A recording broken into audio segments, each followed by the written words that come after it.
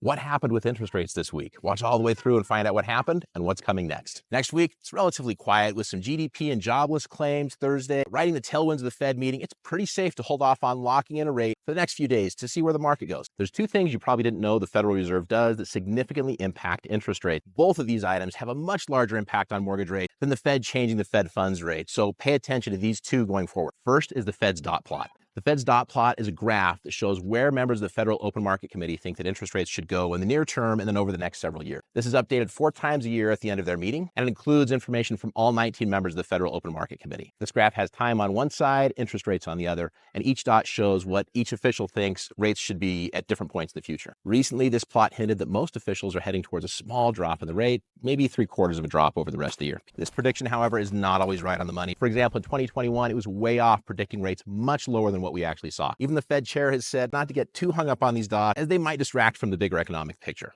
But it's still the best tool to gauge the Fed's predicted course over time, and it really does impact where mortgage rates are headed. Second is the Fed's balance sheet. The Fed's like a big bank for the U.S., and it holds more U.S. government bonds and mortgage-backed securities than any other investor in the world. The Fed buying and selling these bonds is what causes interest rates to go up and down. The Fed reports on this on their balance sheet. Using this method of buying bonds was really leaned on to make borrowing easier and to kickstart the economy during financial hard times, like the 2008 financial crash and the COVID pandemic. By the way, this is the only reason interest rates ever went below 5.5%. Recently, the Fed has been selling a lot of what it bought in the last 15 years very quickly, which is what made mortgage rates jump in 2022. But the head of the Fed, Chairman Powell, said they might slow down on their selling, which made mortgage rates stabilize. Even better, mortgage rates will likely go down further once the Fed starts to slow its sell-off.